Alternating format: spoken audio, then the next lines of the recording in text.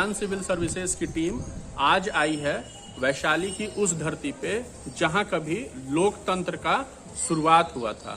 और आज हम लोग वैशाली जिला के हाजीपुर हेडक्वार्टर में आए हैं और अभी हम लोग हाजीपुर के कोनहारा घाट के पास हैं। तो सबसे पहले आज हम लोग शुरू करेंगे कोनहारा घाट के पास जो ये नेपाली छावनी टेम्पल है उसके विषय में कुछ हम लोग बताएंगे। अभी आपके सामने जो ये नेपाली छावनी टेम्पल है ये 13वीं शताब्दी का टेम्पल है जिसे कभी नेपाल के राजा ने बनाया था। ये जो पूरा क्षेत्र है जो गंगा और गंडक के आसपास का जो क्षेत्र है वो कभी नेपाल के राजा के अंतर्गत था और इससे आधा किलोमीटर अगर आप उत्तर दिशा की ओर जाइएगा तो वो क्षेत्र मिथिलांचल के राज्य में आता था। तो सबसे पहले मैं आपको ये बताना चाहता हूँ कि अगर आप इस ईंट की ढांचे को देखिएगा तो इस तरह का ईंट आपको 10वीं शताब्दी के बाद भारत में और खासकर उत्तरी भारत में आपको मिलेगा। तो आप ईंट की चीजों को देख रहे हैं, साथ में अगर आप इस कास्ट कला को देखिएगा तो ये कास्ट कला कहीं न कहीं द्रविड़ शैली से भी प्रभावित है।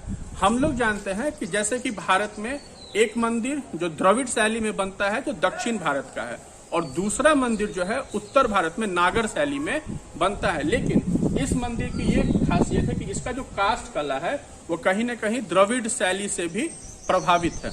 और ये जो मंदिर है पूरी तरह से शिव भगवान को समर्पित है। अगर हम लोग इसके अंदर आके देखते हैं, कैमरामैन थोड़ा सा अंदर ले जाइए, तो वहां का जो शिवलिंग है तो वो अभी पिछले 10-12 साल पहले अभी स्थापित हुआ है। इससे पहले जो शिवलिंग था वो पीतल का था। और ये बहुत ही दुर्भाग्य की बात है, भारत जो धार्मिक केंद्र है पूरे दुनिया में जिसे विश्व गुरु कहा जाता है, कभी इस शिवलिंग में पीतल का उपयोग किया गया था, लेकिन दुर्भाग्यवश चोरों के द्वारा उसे चोरी कर लिया गया और आज वो एक पत्थर का है। अगर हम लोग आगे आते हैं इसके बनावट को देखते हैं तो चारों तरफ से ये एक जैसा आपको दिखाई देगा। साथ में ये आपको बताना चाहता हूँ कि बिहार पुरातात्विक सर्वेक्षण संस्थान के अंतर्गत ये मंदिर आता है जो अब जर्जर स्थिति में है। इसलिए मैं चेतन अम्बस्ट बिहार सरकार से भी ये गुजारिश करूंगा कि हो सके तो इस मंदिर को पर्यटक स्थल जो आप लोग घोषित किए हैं साथ ही साथ उस पर थोड़ा सा ध्यान भी दिया गया। अगर आप इसके पीछे के स्थान को देखेंगे तो वहां पे जो आपको मंदिर दिखाई दे रहा है वो मंदिर पटना का जो महावीर मंदिर है, महावीर मंदिर उसके जो ट्रस्टी है किशोर कुणाल, उनके मदद से बनाया गया मंदिर है। और उसी के पास एक अस्पताल है जो महावीर मंदिर ट्रस्ट के द्वारा चलता है जिसे हम लोग आगे देखेंगे। आगे आते हैं, इसके अगर पिछले दरवाजे को भी आप देखते हैं तो ये दरवाजा भी पूरी तरह जर्जर स्थिति में है। और मैं फिर से बिहार सरकार को ये गुजारिश करूंगा कि जिसे आप पर्यटक स्थल घोषित किए हैं उसे हो सके तो थोड़ा बेहतर तरीके से संरक्षण दीजिए। आइए आगे। तो अब हम लोग चलेंगे उस मंदिर की ओर जो मंदिर आज से 4-5 साल पहले महावीर मंदिर ट्रस्ट के द्वारा बनाया गया है। चलिए। अब अगर आप इस मंदिर को पूरी तरह से अगर आप देखने का प्रयास करिएगा तो काठमांडू में जो पशुपतिनाथ का मंदिर है उसी को ध्यान में रखते हुए ये नेपाली छावनी मंदिर का निर्माण 13वीं शताब्दी में नेपाल के राजा ने किया था। और ये मंदिर कहीं न कहीं खजुराहो का जो मंदिर है उससे भी प्रभावित है। तो अब हम लोग आगे चलेंगे महावीर मंदिर की ओर देखने के लिए। अब हम लोग चले हैं नेपाली छावनी मंदिर के दर्शन के पश्चात अब हम लोग चले हैं विशालनाथ महादेव मंदिर की ओर। ये मंदिर श्री महावीर मंदिर न्यास समिति के सहायता से बनाया गया है। हम लोग जानते हैं कि महावीर मंदिर न्यास समिति के जो संस्थापक हैं IPS किशोर कुणाल, उनके मदद से ये मंदिर बनाया गया है। साथ में महावीर मंदिर न्यास समिति के विषय में हम ये बता देना चाहते हैं कि उनके मदद से मोतिहारी में भी एक ऐसा मंदिर बन रहा है जो दुनिया का सबसे बड़ा मंदिर होने जा रहा है। ये शिव भगवान को समर्पित मंदिर है और साथ में अगर आप इसके अपोजिट जाके आप देखते हैं तो अगर आप सामने देखिएगा तो 1-2 साल में ही ये जो अस्पताल है विशालनाथ अस्पताल न्यास समिति के मदद से बनाया गया है, जो एक पूरी तरह से ईश्वर के साथ साथ मानव सेवा में लगा हुआ अस्पताल है, जहां आप आके केवल और केवल 30 रुपया देके अपना पूरा स्वास्थ्य जांच करवा सकते हैं। अभी मैं कैमरामैन को ये बताना चाहूंगा कि ये मंदिर का पूरा विहंगम दर्शन कराएं।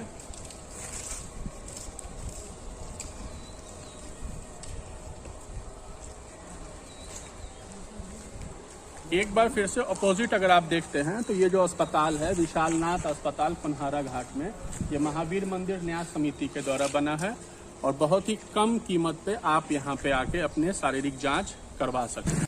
द ज्ञान सिविल सर्विसेज की टीम हाजीपुर के कोनहारा घाट पे अब आई है और ये जो कोनहारा घाट है इसका एक ऐतिहासिक और साथ ही साथ धार्मिक महत्व भी है। अगर आप मौर्यन डायनेस्टी के विषय में जानते होंगे तो मौर्यन डायनेस्टी में कभी इसी स्थान पे पशु मेला होता था।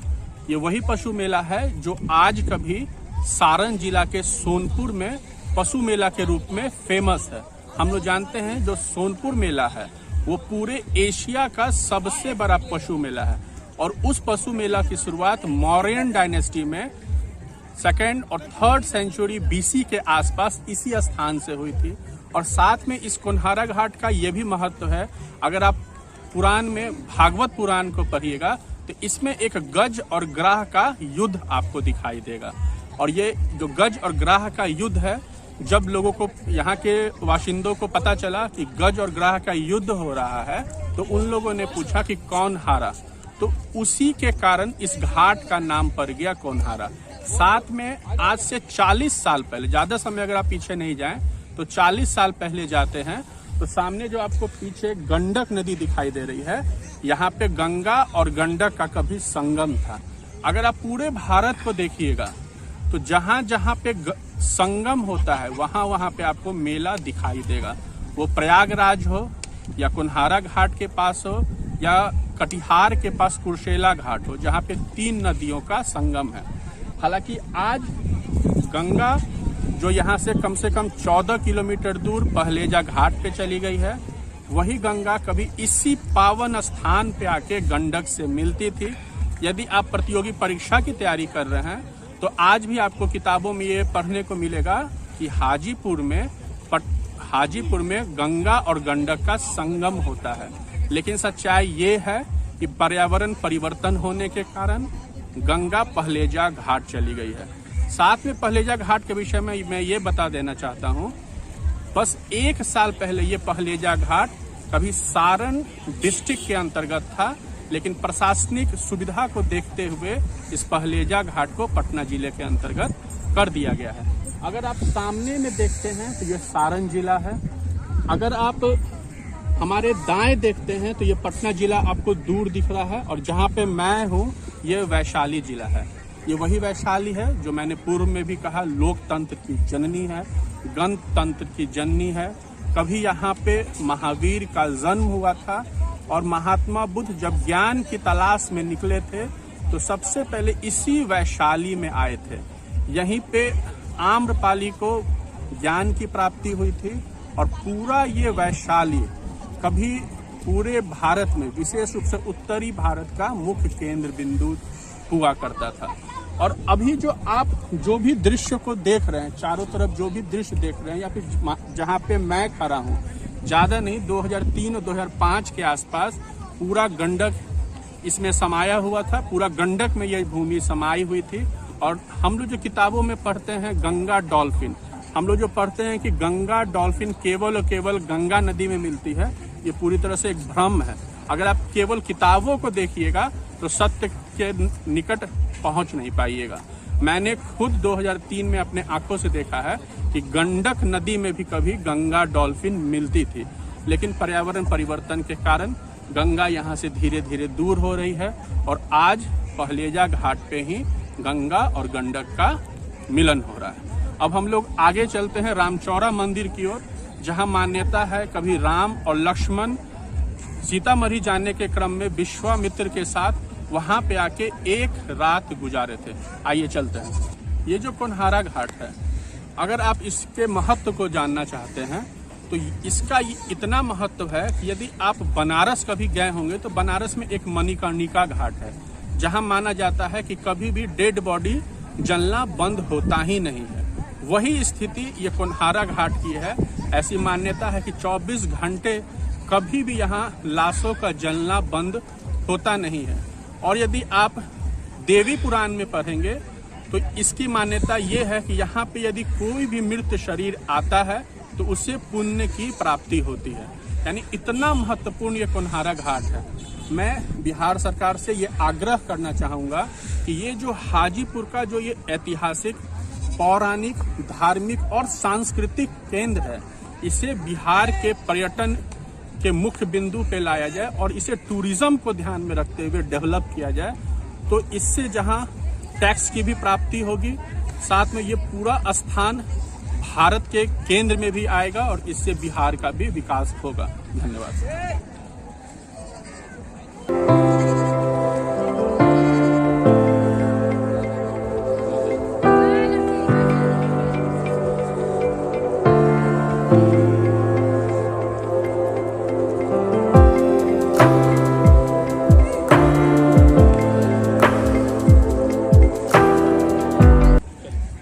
लोग चलेंगे इसी रास्ते की तरफ, सीढ़ी घाट की ओर, अंदर किला की तरफ।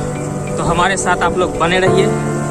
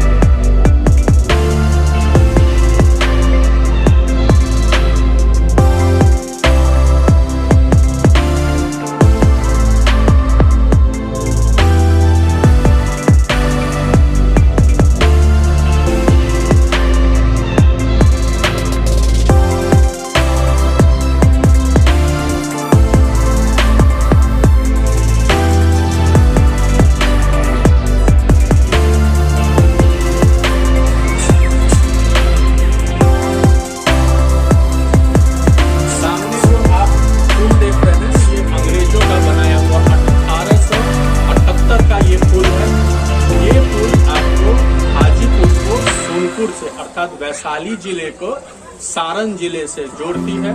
अंग्रेजों का बनाया हुआ पुल है और आधुनिक काल में बिहार में भी ये पुल सड़क स रेल पुल बन गया है।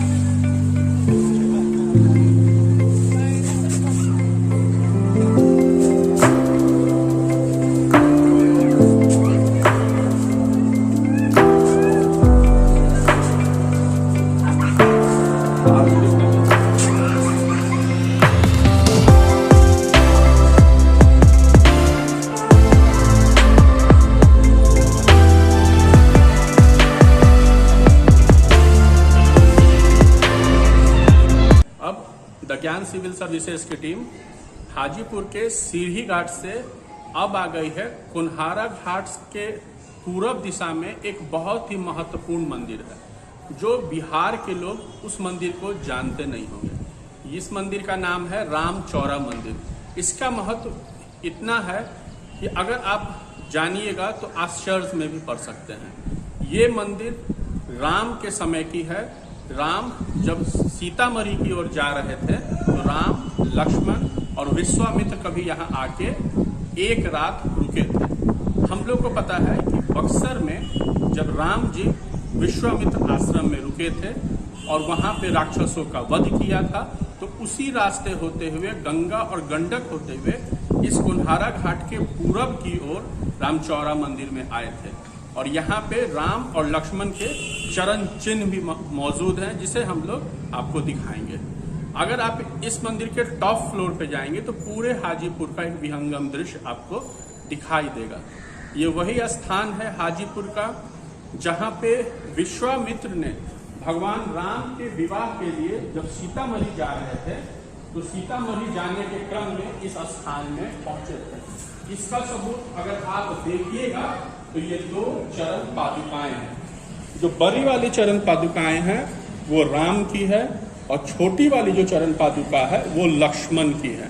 तो ऐसी ये धार्मिक मान्यता है, इसका कोई ऐतिहासिक प्रमाण नहीं है, लेकिन हम लोग जानते हैं जहाँ पे आस्था होती है वहां पे हर चीजों को विज्ञान के कसौटी पे नहीं कसा जाता है। तो ये जो रामचौरा मंदिर है इसके महत्व के विषय में जाने, मुझे आज ये जान के थोड़ा दुख भी होता है कि ये मंदिर जो बिहार में है, काश ये मंदिर यदि उत्तर प्रदेश में होता तो इसकी ऐतिहासिकता और इसका जो धार्मिक महत्व है काफी ज्यादा होता, लेकिन बिहार सरकार की उदासीनता के कारण और कहीं न कहीं हम लोगों के उदासीनता के कारण भी ये मंदिर का जो महत्व होना चाहिए वो महत्व आज है नहीं। इसलिए मैं सभी लोगों से गुजारिश करूंगा जो हाजीपुर के लोग हैं या जो यहाँ के आसपास के लोग हैं इस मंदिर में आए और एक बार यहाँ पे राम और लक्ष्मण के चरण पादुका को देखें। धन्यवाद। अब हाजीपुर से हम लोग पटना की ओर जाएंगे और हाजीपुर से पटना की ओर जाने के क्रम में हम लोग को एक राघोपुर दियारा दिखाई देता है। दियारा का मतलब होता है दोआब, अर्थात 2 नदियों के बीच की भूमि, अर्थात आइलैंड। हम लोगों में से कितने को पता है कि बिहार में एक आइलैंड भी है, यानी कि एक नदी आइलैंड भी है। जैसे कि पूरे दुनिया में जो सबसे बड़ा नदी आइलैंड है ब्रह्मपुत्र नदी पे, जो गुवाहाटी में है, उसी प्रकार बिहार में भी बहुत बड़ा तो नहीं लेकिन फिर भी एक ऐसा आइलैंड है जिससे बहुत सारे लोग अक्सर वहां से गुजरे हैं लेकिन वहां पे ध्यान नहीं दिए हैं। वो एक नदी आइलैंड है। आइलैंड का मतलब ये होता है एक ऐसी जमीन जिसके चारों ओर नदी हो। वो नदी का जल हो सकता है या वो समुद्र का भी जल हो सकता है। प्रतियोगी परीक्षाओं में हम लोग ये सब चीज पढ़ते हैं कि आइलैंड का मतलब होता क्या है। जैसे कि हम लोग के भारत में एक अंडमान निकोबार है, एक लक्षद्वीप है, वो भी एक आइलैंड है। वो आइलैंड क्यों है? इसलिए क्योंकि उस जमीन के चारों ओर समुद्री जल है, यानी कि समुद्री जल हो या नदी का जल हो, अगर उसके ऊपर जमीन है तो वो आइलैंड होता है। तो हम लोग राघोपुर दियारा की ओर जाएंगे और हाजीपुर से प्रस्थान करेंगे। वही हाजीपुर जिस हाजीपुर ने रामविलास पासवान को पूरे भारत के शीर्ष पे लाया और लाखों वोटों से जितवा के कभी Guinness book of world records में रामविलास पासवान जी का नाम दर्ज करवाया। वही हाजीपुर जिसमें 1975 में हमारे जॉर्ज फर्नांडिस को हथकड़ी लगी। अब यहाँ पे हथकड़ी लगने का मतलब ये नहीं है कि उन्होंने कोई गलत किया था। हमारे नेताओं को जब हथकड़ी लगती है तो वो हथकड़ी उनके लिए आभूषण के बराबर होता है। 1975 का वो दौर था जिस समय भारत में आपातकाल लगा था और जॉर्ज फर्नांडिस जो एक मार्क्सवादी नेता थे, जो समता पार्टी के संस्थापक थे और जिन्हें हमारे मुख्यमंत्री नीतीश कुमार का गॉडफादर भी बोला जाता है, जो मुजफ्फरपुर से एमपी हुआ करते थे, जो महाराष्ट्र के तरफ के रहने वाले थे, लेकिन बिहार ने उन्हें अपना पुत्र माना और यहाँ से वो चुनाव लड़े और बिहार के जमीन को मार्क्सवादियों के जमीन बनाने में एड़ी चोटी एक कर दी।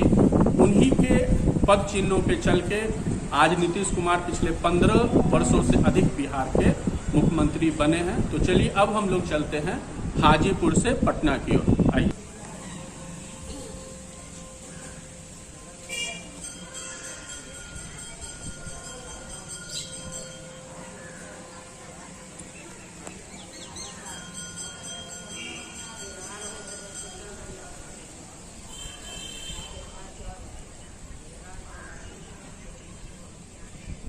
अब हम लोग अपने अंतिम पड़ाव हाजीपुर के राघोपुर दियारा विधानसभा में आ गए हैं। ये विधानसभा हमारे तेजस्वी यादव का विधानसभा है। इससे पहले इस विधानसभा में कभी राबड़ी देवी कैंडिडेट हुआ करती थी। पिछले 2 बार से तेजस्वी यादव राघोपुर विधानसभा से विधायक चुन के आ रहे हैं और आज वो विधानसभा में नेता प्रतिपक्ष हैं। यहाँ पे हम लोग इसलिए आए हैं क्योंकि ये एक दियारा क्षेत्र है, अर्थात दोआब भूमि है। भूगोल में यदि आप पढ़िएगा तो दोआब भूमि उसे कहते हैं जो 2 नदियों के बीच का भूमि होता है, अर्थात एक जमीन होती है, उसके चारों ओर नदी होती है। हम लोग गंगा दोआब भी देखे हैं, तो ये गंगा ही दोआब है। एक तरफ गंगा है और एक तरफ गंडक है। ये चारों तरफ की जो दृश्य हम लोग देख रहे हैं, ये राघोपुर दियारा है। यहीं पे केले की खेती होती है। हम लोग जानते हैं हाजीपुर केले की खेती में भारत प्रसिद्ध है। साथ में यहाँ पे अमरूद की भी खेती होती है। एक चीज अगर आप गौर से देखिएगा तो ये जो बालू आप देख रहे हो, हम लोग को पता है बालू एक खनिज है, तो ये जो बालू हम लोग देख रहे हैं लाल बालू है।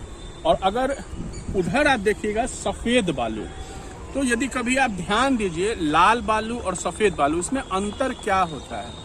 लाल बालू हम लोग को पता है भवन निर्माण में कार्य आता है, और जो सफेद बालू होता है वो नींव में, भवन के नींव में जाता है।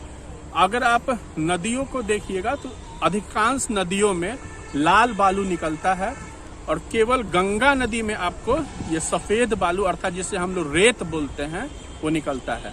अब ये एक जिज्ञासा का विषय है कि आखिर क्या कारण है कि गंगा नदी में लाल बालू नहीं निकलती है। तो यदि आप में से कोई लोग जानते हैं तो कमेंट आप कर सकते हैं। आप अगर इसके पीछे देखते हैं तो ये पूरा भूमि पे केले की खेती होती है, इसके पीछे अमरूद की खेती होती है। हाजीपुर केवल केले ही नहीं, साथ में अमरूद की खेती के लिए भी प्रसिद्ध है। साथ में बिहार में हम लोग जानते हैं कि मुजफ्फरपुर में सबसे अधिक लीची की खेती होती है, उसके बाद दूसरा स्थान हाजीपुर का ही आता है। साथ में प्लाईवुड का जो काम होता है, यदि आप लोग में से कोई भी बीपीएससी का 2017 का एग्जाम दिए होंगे तो उसमें एक प्रश्न आया था कि हाजीपुर इनमें से किसमें फेमस है, तो हाजीपुर में प्लाईवुड का भी काम होता है, और वहाँ पे हाजीपुर बिहार में प्रथम स्थान रखता है। अब मेरे अपोजिट अगर आप देखेंगे तो ये महात्मा गांधी सेतु पुल है, जो अभी नया ही बना है, जिसका निर्माण फिर से किया गया है। डबल लेन पुल है। एक पुल जो अगर आप हाजीपुर से पटना की ओर जाइएगा तो वो लाइन अभी शुरू हो गया है। 5 जून से पटना से हाजीपुर के तरफ का जो पुल है वो शुरू होगा। साथ में आने वाले 2024 तक एक पुल जो महात्मा गांधी सेतु के समानांतर भी बन रहा है, जो पटना के कच्ची दरगाह से हाजीपुर के बिद्दुपुर तक होगा, जो भारत का सबसे लंबा सड़क पुल होगा, जिसकी घोषणा बिहार के सड़क और पुल परिवहन मंत्री नितिन नवीन ने की है, और इसे अप्रूव्ड भारत के केंद्रीय मंत्री नितिन गडकरी ने की है। तो यहाँ पे हम लोग का एक यात्रा आज समाप्त हो रहा है। हम लोग बिल्कुल भी नहीं सोचे थे कि एक ब्लॉग शूट करेंगे। किसी विशेष प्रयोजन से द ज्ञान सिविल सर्विसेज की टीम हाजीपुर आई थी, और अचानक से ये आइडिया मेरे दिमाग में और मेरे मित्र कुंदन आनंद के दिमाग में आया, और हम लोगों ने हाजीपुर को एक्सप्लोर करने का प्रयास किया।